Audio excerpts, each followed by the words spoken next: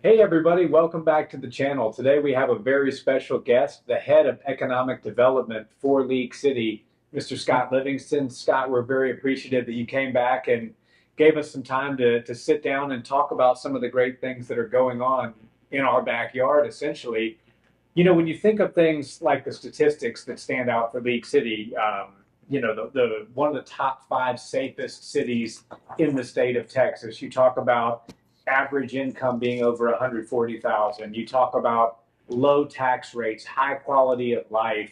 What, as the economic development person for League City, do you really attribute a lot of that success to? And then what do you see as far as the future for League City as we continue to grow and expand? I would attribute a lot of that success to our current citizens, our former citizens, current council members, former council members, and they made a lot of great decisions. We're benefactors of that today. The other thing, too, is that I believe, as people tell me, that people come here because of our schools, because of the bang of the buck for our homes, Yep. also our geographical location. As you know, we're halfway between Houston and Galveston, right on I-45. We're also just south of that huge petrochemical cluster, which is north of us on the ship channel, Baytown, LaPorte, Deer Park, and so forth. And of course, there are a lot of petrochemical assets, businesses south of us in Texas City and Brazoria County, Freeport. And so this is a nexus for a lot of people who want good schools, bang for the buck, and then proximity to work.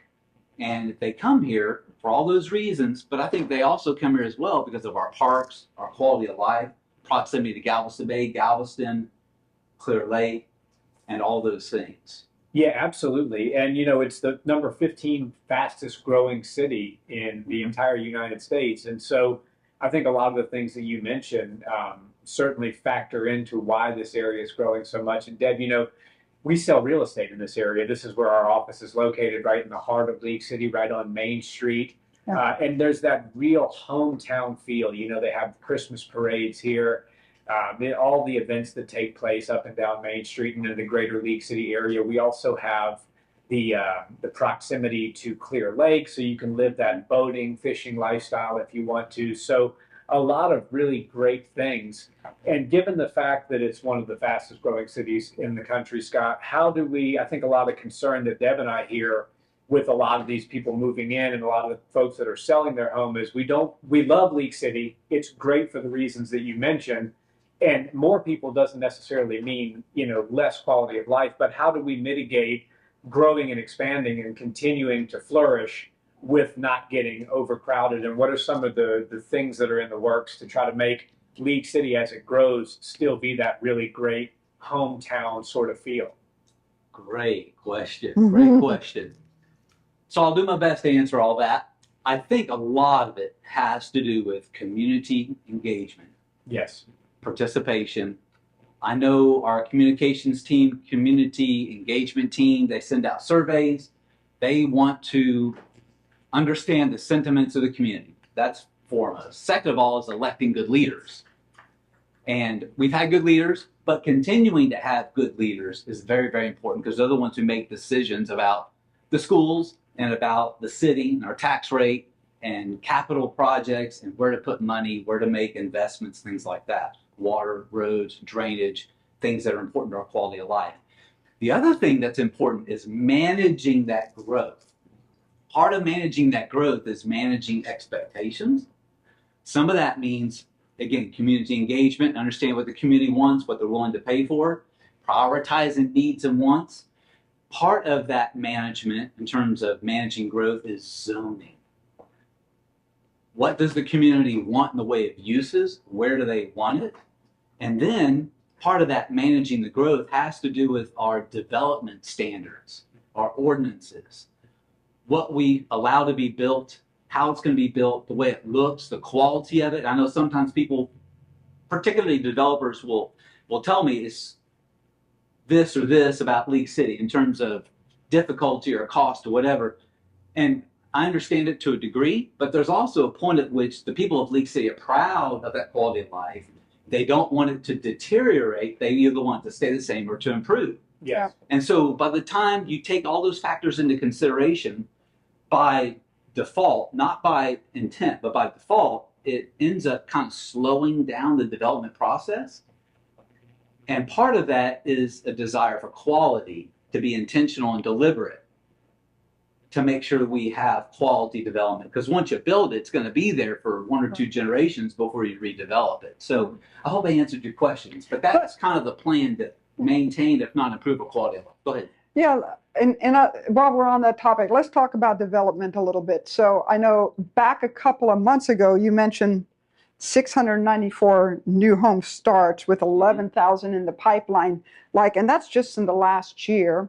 So definitely there's a lot of new homes coming. Good for real estate agents. Yes. Good for the city too. But I know the city is also very focused on getting more commercial development in here than residential development. And I think it's important for the public to understand why that's important to us as homeowners and taxpayers. Right. So just real quick, I had my staff look this up before I came over. Perfect. In the last, I guess, would be 8 months. So up until now, until going back to October the 1st, we've had 860 new home starts. So what that means is it's very, very likely that we may have 1,000 home starts this year and for the next several years. That's new home starts. New That's home not starts. even discussing the residential homes that are on the market and selling. Well, that's right. That's exactly right. And you're correct. We have about 11,000 homes in the pipeline. So what that does, it underscores the fact that people want to be here and they're willing to pay the price, 400, 450, 500 and above with the current interest rates to be here. So having said that, commercial growth is important. Yes. Now, in economic development, we usually tend more toward commercial development, but also in economic development, it's a lot about community development. And community development is predicated upon what the elected officials want and what the community wants. And so I know Mr. Baumgartner, our city manager, he says something like, we do what the community and our elected officials will support. That's very, very, very, very important, because staff, including myself, we don't want to get out there and say, we need to do X, Y, and Z, and then go do X, Y, and Z, and we're over here, and the community's over here.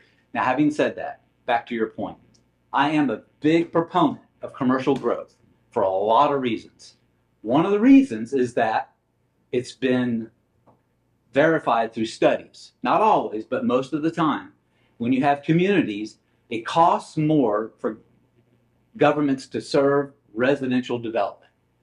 It costs less to serve or provide services for commercial development. Also, during the day for commercial development, they have employees, they go out and shop, they eat, they have conferences and meetings, they bring people into the community to spend the money. They also generate more in the way of taxable value, sales tax, hotel tax.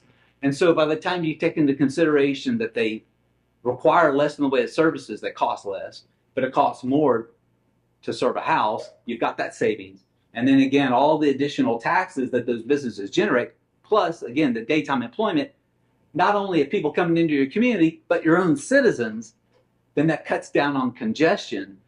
So to have that commercial tax base is so important. The other thing too, is that if we, as all communities, have to borrow money, many, many communities, if not all communities, have to pass bonds to put in drainage, roads, infrastructure, schools. If you have to borrow money to build all those assets, that infrastructure, eventually it's got to be repaired, maintained, replaced. And when you replace it, if you have to borrow money to build it, unless you're putting money aside, which most communities don't, you're going to have to borrow money to replace it.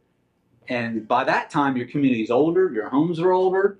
And when you get to the pinnacle of growth, it's all downhill after that, because then your homes get older, they're worth less, cost more to maintain them. That's why a lot of communities have issues with crime and security.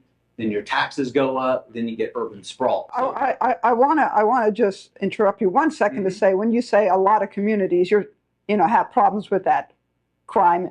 You're it's not a downward spiral. well, but you're not talking about our community. You're Correct. talking about like historic. Right. That's right. So that's where you get urban sprawl. It's just kind of a dynamic that communities go through. They grow, then they decline. Then they get redeveloped, and then they decline. They get redeveloped, and they decline. Well, how can you break that spiral? It's with every community. Yeah. I think you break that spiral by having a robust, resilient, dynamic strong, wide, and deep commercial base. Well, in addition to that, I mean, if you're a resident, if you're a resident here in League City, it is an amazing benefit to be able to live in League City and work in League City, as opposed to live in League City and, you know, drive up the road to Houston or other areas for a job. So having having that work live experience is for a resident is very beneficial, right? It certainly would be. I'm sorry, because yeah, I mean, people talk about the congestion. Well, the reason it's congested is because 88% of our citizens work outside the community. So they're commuting to work. That's what's congesting our roadways and our interstate. But if we have more places to work, you get all the benefit of all the taxes, but you also cut down the congestion.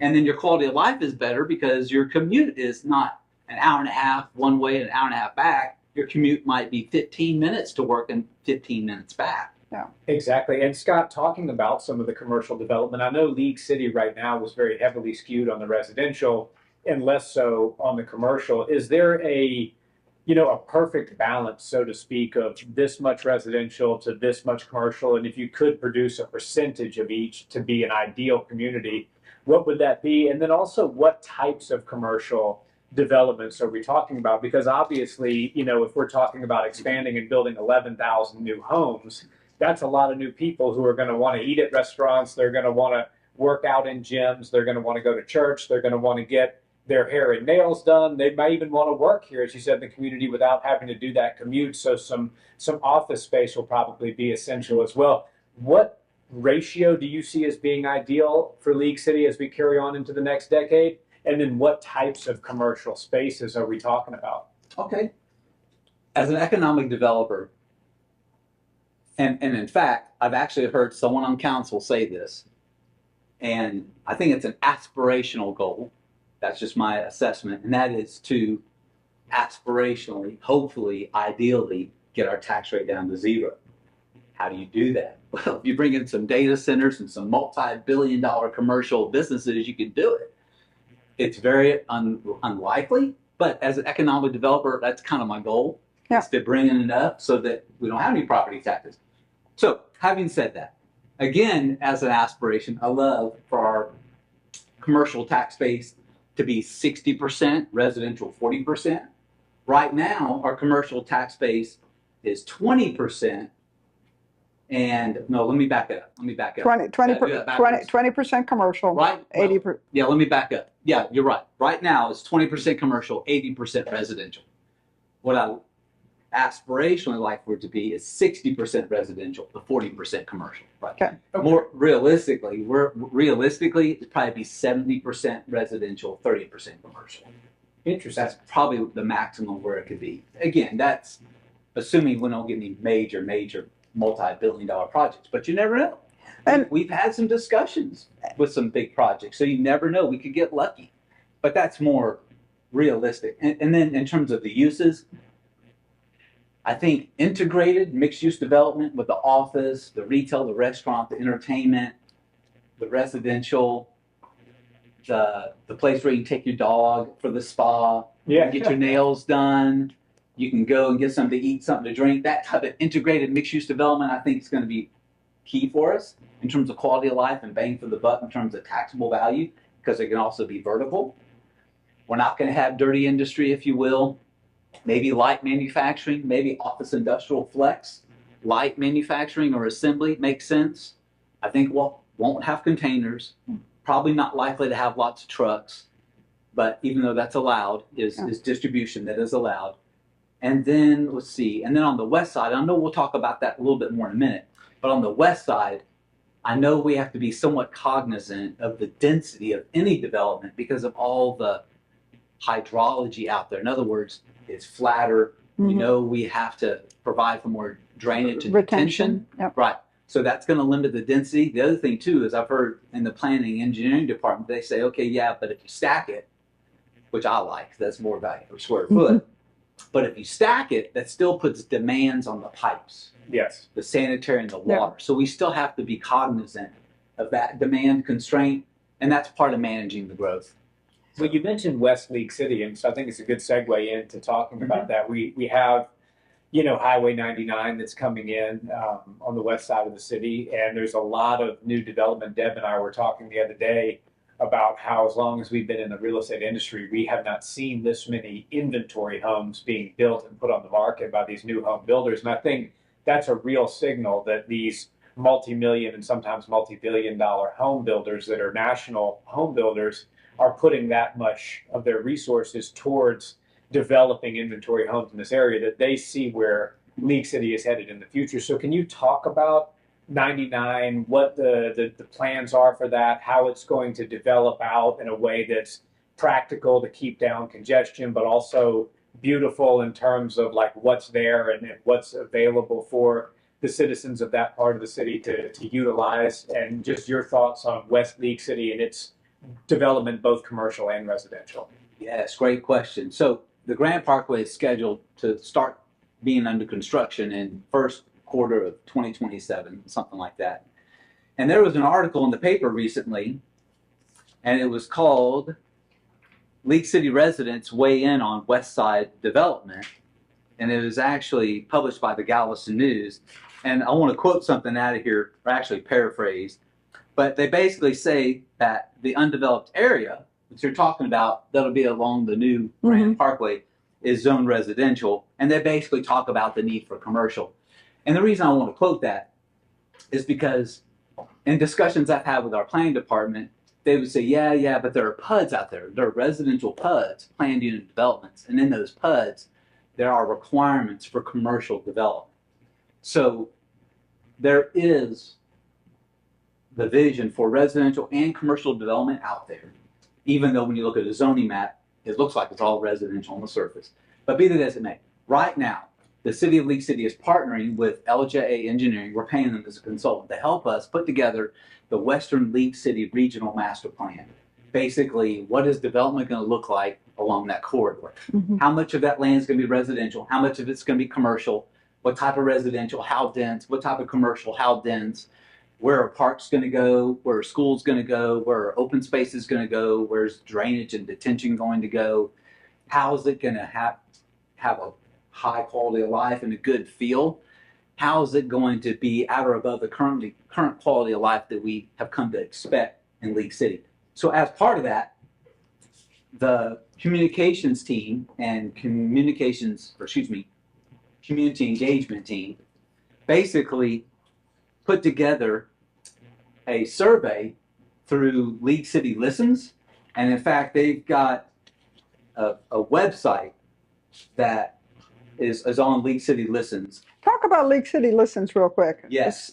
It's one of the communications team's initiatives. Right. It's a platform basically for ongoing community engagement with the community, where they basically talk about ongoing projects and then do follow-ups and updates, and people can ask questions and the staff can give answers. And the reason that's important is that on League City Listens, they did a survey back in May or June where they basically asked some questions to the citizens on the west side of League City. They said in League City, but it really had to do about the Grand Parkway. What kind of development do you want to see in the way of residential? What kind of development do you want to see in the way of commercial? And what are some other things you want to see? So that's very, very important for us to understand what the citizens want, so that that will inform staff and LJA Engineering as we put together the new vision for that corridor. And then there will be other public forums coming up this fall where there will be opportunities for people to come and see the proposed plans. Yeah, but I love the way League City does have forums like League City Listens and other forums, and sounds like more coming, where they do really want to engage the public, and they do want to hear from their citizens as far as, what they're. It's a good place for you guys to get an idea of what citizens are looking for, but it's also a good place to educate citizens as to why you're doing what you're doing and where the benefits of what you're doing are for us all as citizens, right? Absolutely. And just quickly, to your point, that's one of the reasons that the League City Listens platform was created, was for that desire to engage, to listen, to be aware. And then every other year, our community does a citizens satisfaction survey. So if you go to our website, League City, citizens satisfaction surveys, you'll see it, where we did them in 2021, 2019, we did one in 2018, did one in 2023. And basically, the idea is to stay in lockstep with the citizens, understanding where the needs are and what we can do to address those needs. And Scott, we talk about attracting good commercial growth here because we don't just want any commercial growth, right? We want commercial growth that makes sense, as you said, for a generation or two before it gets redeveloped. Let's say that somebody listening to this conversation is, somebody who is going to open a startup and they want to, let's say it's a restaurant or it's some type of business that's going to fulfill some need in the marketplace as the world changes. Or even, let's say, for example, it's somebody who's a decision maker at a Fortune 500 company or something of that nature. What would attract them to want to come and set up shop in League City? Are there any, I hate to use the word incentives, but are there any, key selling points, I guess is a better way to put it, that would bring that commercial business operator to want to open up shop here instead of any of the surrounding cities? Excellent question. Really good, really good. Several thoughts, and not in any particular order, but I would say number one is our people, our location, our quality of life, our schools. Our community is a place for relocating employees to live and to have a family, to invest in the community in terms of the business investment, but also the personal investment of the employees. And we have some CEO videos that basically we have some of our own CEOs from American National Insurance, INEOS, and some others. One's an aerospace company that basically, medical company as well, that basically from the CEOs talk about why they're glad and why they have an investment in League City.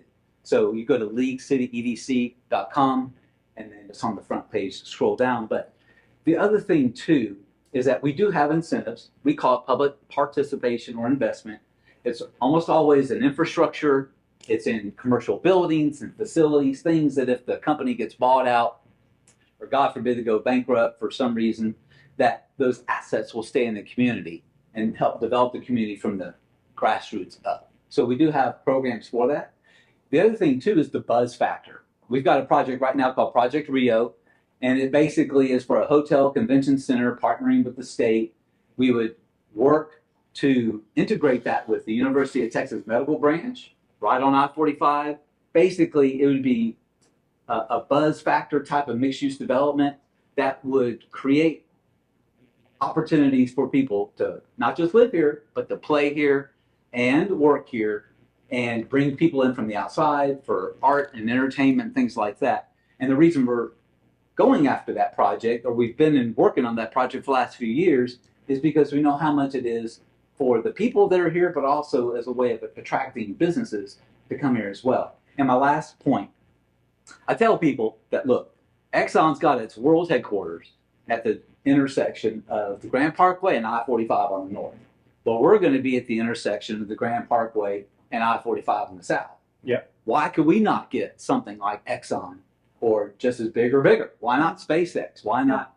I'm dreaming, but why not? Why not? Because we have the opportunity. And I think it's important to know too, when you say Exxon, you're not talking about A refinery. It's a refinery drilling. You're talking about corporate headquarters. World headquarters, research and development, the back office operation, all the CEOs. Yeah. Oh, I want to just mention too, earlier in the conversation, you mentioned about house prices going up and everything. And I just wanted to share real quick. I mean, this is what, and of course we talk to people coming from all over the country. I was showing a house, we were doing a final walkthrough this morning on a home. And they bought the home for the mid 300s. And I thought they got a good deal on it. But they're coming from a place where if they were buying that house where they're coming from, they said this would be a $7-8 million house. So you talk about the quality of life and the affordability. Yeah, I mean, like the rest of the country, our house prices are going up as well. But it's still, for quality of life and for the average income here in League City, it's an extremely affordable city. Mm-hmm. And when you also take into effect the jobs that are around us, Houston that's around us, the hospitals that are around us. So I'd love to hear you talk on that and your thoughts. Yes, in fact, two thoughts. I know, I drive around and when I'm going home, for example, listen to talk radio and different stations, public radio. I've heard it twice. And they were saying something like so many communities across the United States, like the starter homes are over $1 million. And I just write it off as like, oh my, surely not, surely not. But I've heard that quote twice. And so kind of, We hear it all the time. so I'm like, wow. So it makes our homes look really affordable. To that point, there was, in fact, we're the number one, and I'd have to go back and reference the actual source. It may have been the Houston Business Journal, but I have to go back and look. But in terms of our bragging points, things that we like to highlight, in 2023, we were number one in the Houston region for being or offering the most affordable housing. To your point. And not giving up anything, you know. That's it, because it's quality of life. Here we Right. can have your cake and eat it too. When we say affordable, it's not subsidized. It just means bang for your buck. Right. Because a lot of the new homes that are being built, new homes being built for $400,000 or more, easy. I mean, Hillwood's going in with 500 to Where, how many 500 to places in 700. the country do you think you can go buy a brand new home for $400,000? And I'm not talking in Timbuktu, nobody Right. heard of you. I'm talking about, suburban environment. right, suburban I will tell environments. you, I did this exercise last night for a client, and it's funny that we bring it up today. Mhm.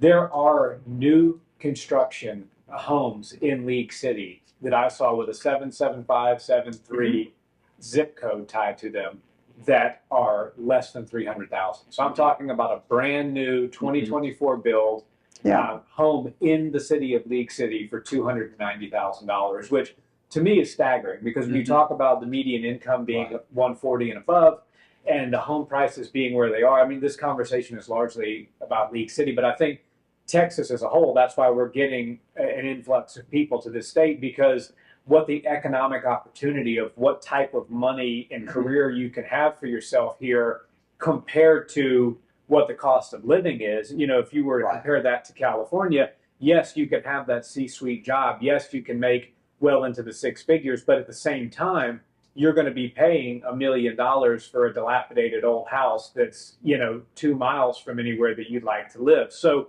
to me, it's that we found the sweet spot here in Texas, but even more specifically our area of quality of life, affordability, Right. and I guess upward mobility would be the best way to describe it. A real future and career path that's defined for you where you can continue to do better and to excel while not breaking the bank, living where you have to live to do the job that you have to do.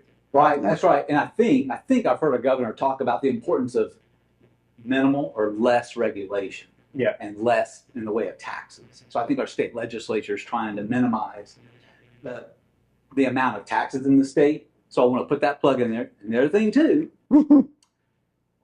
in 2023, League City across the nation That's the whole United States. was number 7. Yeah. Most tax-friendly places for wealthy families. That's So- amazing. And then we were number 4 in 2023 across the state of Texas in terms of being the safe community. So to your point, Yeah. a lot of things have overlapped and come together, and we kind of wrap that up in a present called quality of life. But it's safety, it's security, it's regulation, it's proximity to job and work and affordable living and quality of life and parks and so forth that make League City a desirable place to live. That's why people are coming here. That's why we got 11,000 homes in the pipeline. It's truly amazing to think, you know, only 690. We're just that's, you know, currently in the works. Another, Mhm. you know, 10 plus thousand.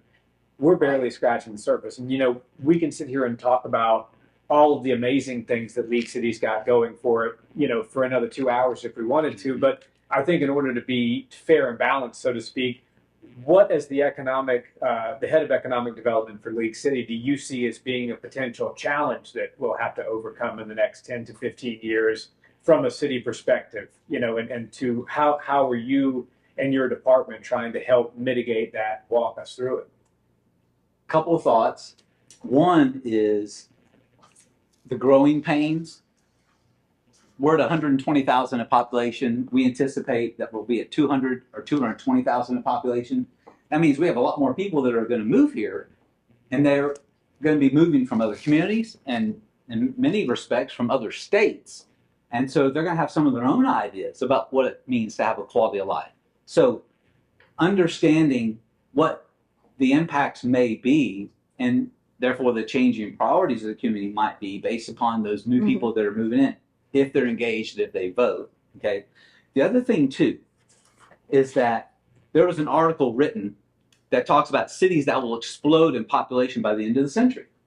And just real quick, some of the cities that were in there, we were number 31 across the nation, but some of the other communities listed in the top 20, McKinney, Allen, the Woodlands, Pearland, Round Rock, Frisco, and Sugar Land. So for us to be listed with communities like that, I think is Now you're talking fantastic. you're talking about across the nation, Across the nation. and you have to think of how many of those that you just named off Right. are right here in our backyard.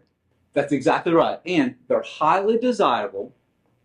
They're also, again, cities that will explode in population by the end of the century. So amongst those communities, League City's one of them. And then to your point, what does that mean? Well, that means we need to be ready for the growing pains, manage the growing pains, being sensitive to the people that are here, as well as the people that are going to move in.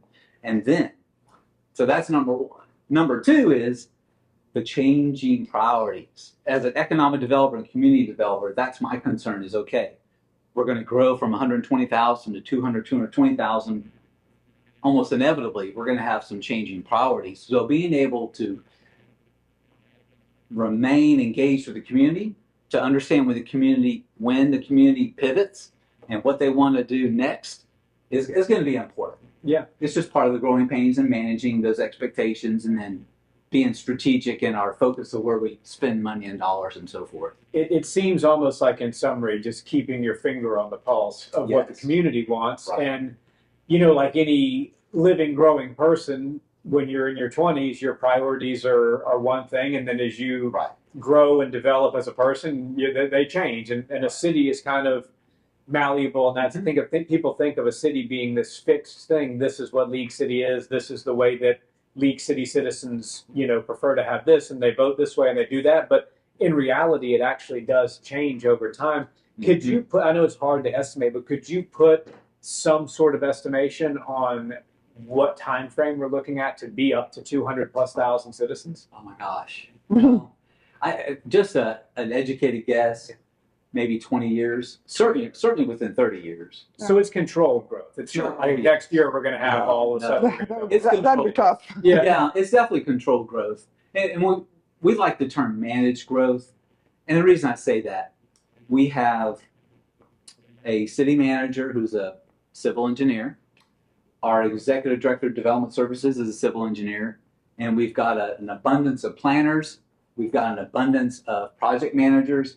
So our city is led by engineers, planners, and a huge finance department. So it all underscores that manageable growth. Yes. Yeah, and manageable, I think, is the right word, because you can really do it in a way that serves the community throughout you have the growing pains, but you're also serving the community throughout those growing pains, so they're not felt as heavily. And you touched a little bit on it as far as the League City listens and stuff like that. But let's say I believe all three of us were League City residents. So it's, let's say we wanted to get involved, or somebody who lives down the street wants to really feel like their voice is being heard. Besides League City Listen, is there any other way they can get engaged? I appreciate you for asking that. I made a little list because there are a lot of ways. And so, yes, League City Listens is a prominent platform.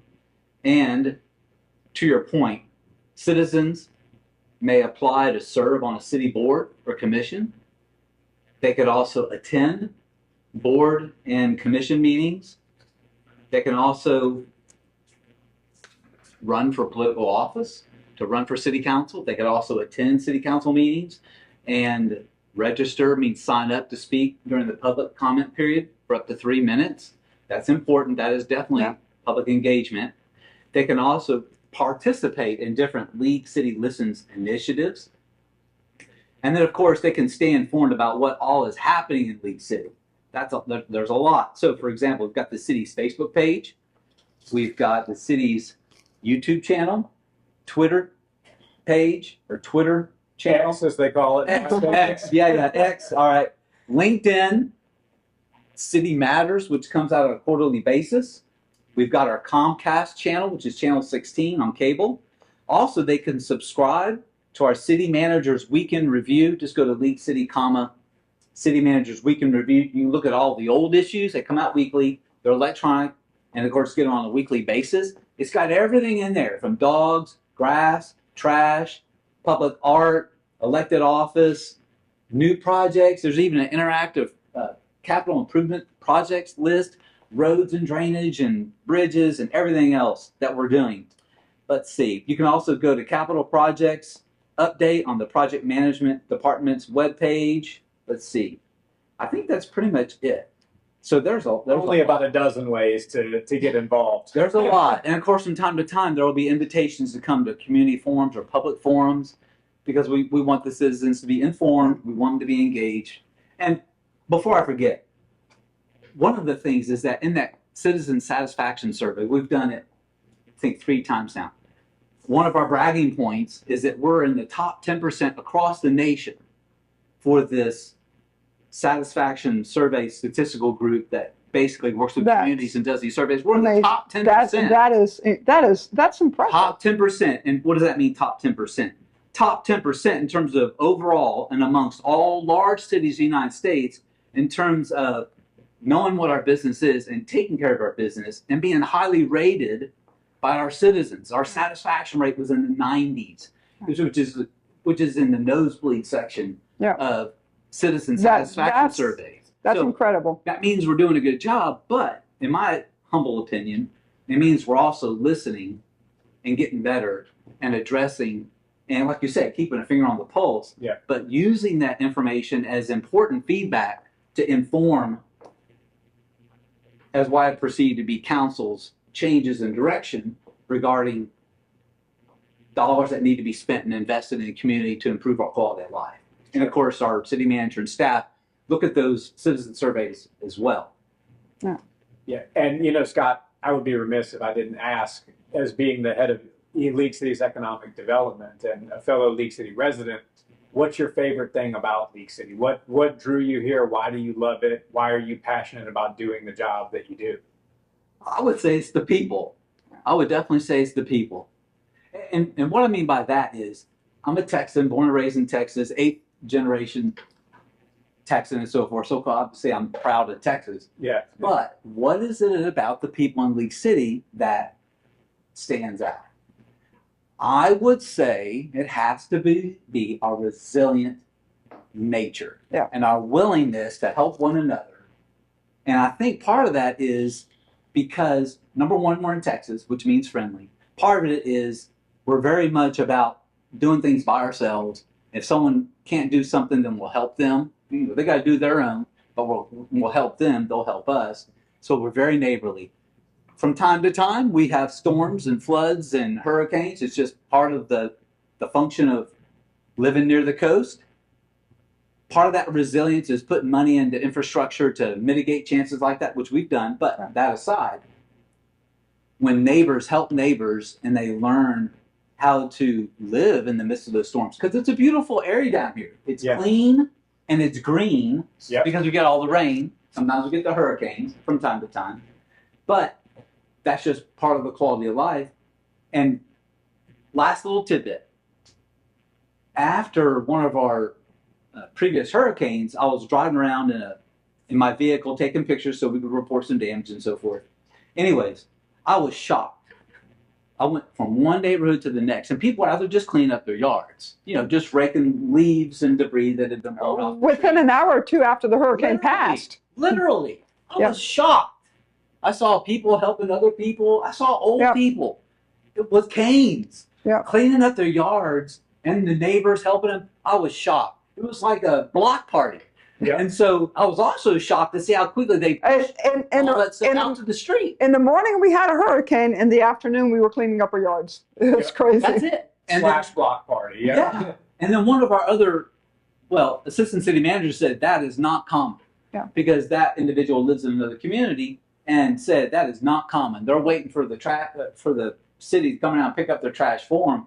So anyways, I know sometimes we don't like to talk about storms and all that, but here it's about loving our way of life, benefiting from that quality of life and that way of life, enjoying it, and then knowing how to mitigate it and help one another and get back on with life when things happen. But I think that resilience and that resolve is what makes the people of League City special. Well, Scott, I would be remiss though, and I really do appreciate you saying that about our League City citizens, and I feel the same way, but I'd be remiss if I didn't say, remiss and not saying, remiss and not saying Right. a lot of thanks to you and our city officials as well, because I know the day after the hurricane, we had drop-off places for bags. I mean, the city and how you guys take care of and manage the city, I think is just as important as the citizens that live here. So very much appreciate all that you guys do over down there at the city for us, the citizens. Yeah, and I think that's a beautiful place to put it. Is there anything you'd like to add, Scott? Yeah, just real quickly, Okay. because as a professional, of course, I've got one more thought. Yeah. So from a personal perspective, it's the people. Yeah. From a professional perspective, it's the community and the fact that the community is in the way of predictable growth. And so, as a professional, I like to go to places where I feel like I'm going to be a benefit to that community, where I feel like I can make an impact, but I also want to go someplace where maybe it's not so crazy difficult or hard. There are some communities you do economic development, it's just like banging your head against the wall. In League City, we've got our own challenges, but we're on I-45 and what will be the Grand Parkway. We're in the way of predictable growth. So in terms of investment, personal investment, I've got my house here, and professional investment, it's more of an easy sell because people want to be here because of the tourism, the proximity to the spaceport, proximity to NASA, proximity to the medical assets on Galveston Island, University of Texas Medical Branch here in League City, proximity to the ports, proximity to petrochemical plants north of us and south of us, Cruise line. proximity to the cruise line, the tourism industry, thank you, proximity to the quality of life, proximity to downtown Houston and Galveston. It's an easy sell. Yep. And so from a professional perspective, the reason I chose to come here is because I saw the opportunity to make it a great place for commercial growth and also a great quality of life. And integrate those two things. The way of predictable growth. I love that. And I heard that first when you said that at the speech that you gave a couple of weeks back. And I think that when you're in the quote unquote way of predictable growth, it's only a matter of time before things really start to take hold and expand and all that. And it's up to people like yourself and the rest of the League City citizenry to really kind of help drive that ship. Yes, expansion's happening. Yes, we're in the way of predictable growth, as you say it, but we can take some ownership and control of that and allow things to grow and do so in such a way that it benefits the citizens of League City, and not just the citizens of League City, but people from other communities want to come here to work. They want to come here because there's great parks and multi-use spots, and then we have the benefit of other folks coming from Friendswood and Dickinson and Seabrook and Galveston. They're coming to hang out in League City because we offer so much. So I think that you say it perfectly when you say that we're positioned in the way of predictable growth, and it's the writing's on the wall. It's just up to us now to make sure that we steer that growth in the direction that is beneficial to the League City residents. Yeah. Right. And the League City residents, to your point, being involved, because volunteerism here is phenomenal. So yes, that's right. It is. Absolutely. Well, Scott, thank you so much for joining us. If you wanted to just look in the camera there and let people know how they can get in contact with your office if they need to, or where they could find you. I know you mentioned the YouTube page, things like that. So wherever people can get in contact with you, just let them know. Yes. So if you'd like to find me, you can find me on LinkedIn through Scott D. Livingston, League City. So you can find me on LinkedIn. You can also find me at leaguecityedc.com. Just look under staff. You'll see my profile. You can also email it scott.livingston@leaguecitytx.gov. Perfect. And Scott, thank you so much for joining us. Thank you. We look forward to having you back again soon. You bet. Yes, Look sir. forward to it. Thank you. thank you, Scott. Uh-huh.